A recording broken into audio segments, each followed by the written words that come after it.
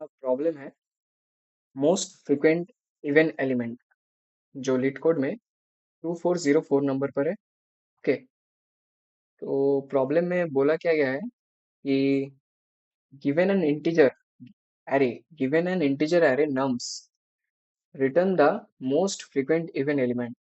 Okay, if there is a tie, return the smallest one. If there is no such element, return -1. Okay, सो इसको example के द्वारा समझते हैं। Example one में देखिए कि बोला गया है कि जीरो इस एरे में है, 0 1 2 2 4 4 1। ओके, आउटपुट निकला है 2। क्यों? एक्सप्लेनेशन में देखिए कि the event elements are 0 2 and 4। of these 2 and 4 appear the most. Okay, we return the smallest one which is 2। मतलब 0 2 4 तो इवन है, पर 2 4 2 और 4 का फ्रीक्वेंसी है 2, मतलब सेम सेम, मतलब ज्यादा है। 2 और 4 का फ्रीक्वेंसी, 2 और 4 का फ्रीक्वेंसी सेम है। उसमें से कौन से को रिटर्न करें? तो स्मॉलेस्ट है, मतलब 2 को हम रिटर्न कर दिए। ठीक है, अब एग्जाम्पल टू में देखिए कि इधर 4 सबसे ज्यादा देख पा रहे हैं। एग्जाम्पल टू में 4 सबसे ज्यादा अपियर हुआ है, मतलब 4 का फ्रीक्वेंसी ज्यादा है। 4 का फ्रीक्वेंसी 4 है। Four is the even element appears the most. Okay, so 4 को रिटर्न हो गया, मतलब 4 रिटर्न कर दिया। अब इसमें थर्ड एग्जांपल में कोई इवन नंबर है ही नहीं, तो return -1, there is no even element. Okay, so इसका सॉल्यूशन क्या होगा, मतलब अप्रोच कैसे करें इस प्रॉब्लम को? पहले तो चेक करना होगा कि इवन नंबर कौन सा है। उसके लिए कंडीशन लगा देंगे कि अगर ये इवन नंबर है तो उसका फ्रीक्वेंसी एक मैप के अंदर स्टोर करो। एक मैप बना लेंगे पहले। ठीक है, दो इंटीजर का, एक में वैल्यू स्टोर होगा, एक में की स्टोर होगा। ये वैल्यू, तो जो इवन नंबर होगा उसका फ्रीक्वेंसी तुम ऐड करते जाओ। उसके बाद चेक करो। ठीक है, उसके बाद चेक करो कि अगर उस इवन नंबर का अगर फ्रीक्वेंसी ज्यादा है तो उसको रिटर्न करो। अगर दो तीन या जितना भी एक से ज्यादा अगर इवन नंबर रहता है और उसका फ्रीक्वेंसी सेम रहता है, तो उसमें से जो स्मॉलेस्ट होगा वो रिटर्न करो। ठीक है, तो एक कंडीशन हो गया, मतलब इवन नंबर के बाद एक कंडीशन हो गया कि सबसे ज्यादा कौन सा even number appears the most. और में एक कंडीशन लगाएंगे, और एक कंडीशन लगाएंगे कि अगर फ्रीक्वेंसी सेम है एंड उसका जो मतलब मतलब जो सबसे ज्यादा छोटा है, return the smallest one. Okay, ठीक है, तो इसको पहले देखते हैं कि इसका एक एज केस क्या होगा कि अगर पूरा एरे नम्स डॉट एम्प्टी, अगर एरे खाली रहता है तब क्या करना है? तब रिटर्न -1। ओके, देख सकते हैं कि if there is no such element return -1। Same same. उसके बाद एक मैप बना लेंगे।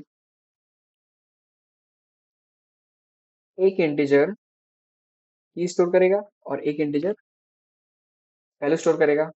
ठीक है, जिसका नाम होगा, मैप का नाम होगा, हम रख देंगे काउंट रख देंगे। ठीक है, अब क्या होगा, एक वेरिएबल ले लेंगे। ठीक है, जिसमें मेरा जो हर एक एलिमेंट होगा उसका फ्रीक्वेंसी स्टोर होगा।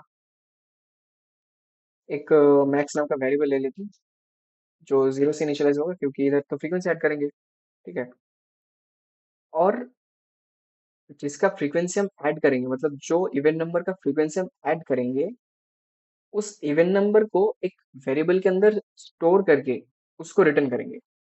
तो कौन सा वेरिएबल के अंदर स्टोर करेंगे? एक मान लेते हैं कि फ्रीक्वेंट, सॉरी, फ्रीक्वेंट नाम का एक वेरिएबल है जिसके अंदर, मतलब जिसका फ्रीक्वेंसी हम मैक्स में स्टोर करेंगे ना, उस एलिमेंट को हम फ्रीक्वेंट के अंदर ऐड करेंगे, उसको रिटर्न करेंगे। स्टोर करके उसको रिटर्न करेंगे।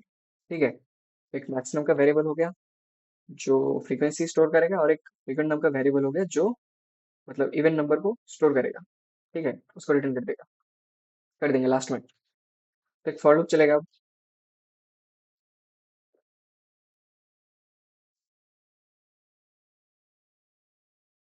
Nums dot nums dot size. ठीक है, less than nums dot size.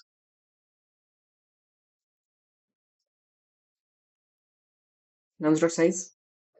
अब एक कंडीशन लगेगा, पहले तो चेक करना होगा ना कि इवन नंबर कौन सा है। तो कंडीशन लगा देंगे, इफ नम्स ऑफ आई जो है वो अगर मॉड्यूलस ऑफ टू अगर मेरा जीरो आ जाता है, ठीक है, तो वो इवन नंबर हो गया। तो उसका फ्रीक्वेंसी हम किसके अंदर स्टोर करेंगे, काउंट जो मैप बनाए थे उसके अंदर स्टोर कर देंगे। Count of nums of I plus plus उसका फ्रीक्वेंसी ऐड कर दिया।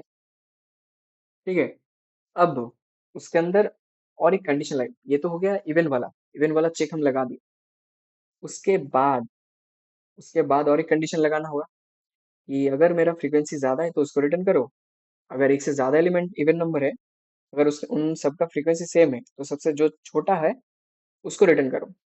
तो एक कंडीशन लगा दिए कि अ, जो मेरा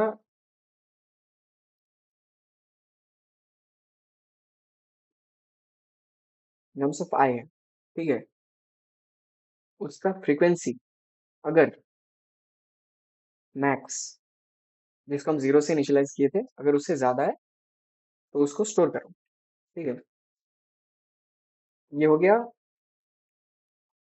जो मैक्सिमम इवन नंबर रहेगा उसका उसको रिटर्न कर देंगे। अब इसका फ्रीक्वेंसी सेम रहेगा उसके लिए क्या करेंगे, so count of nums of आई, ठीक है, इसका फ्रीक्वेंसी अगर मेरा मैक्स के इक्वल आ गया उसके साथ और एक चेक लगाएंगे एंड में। ठीक है,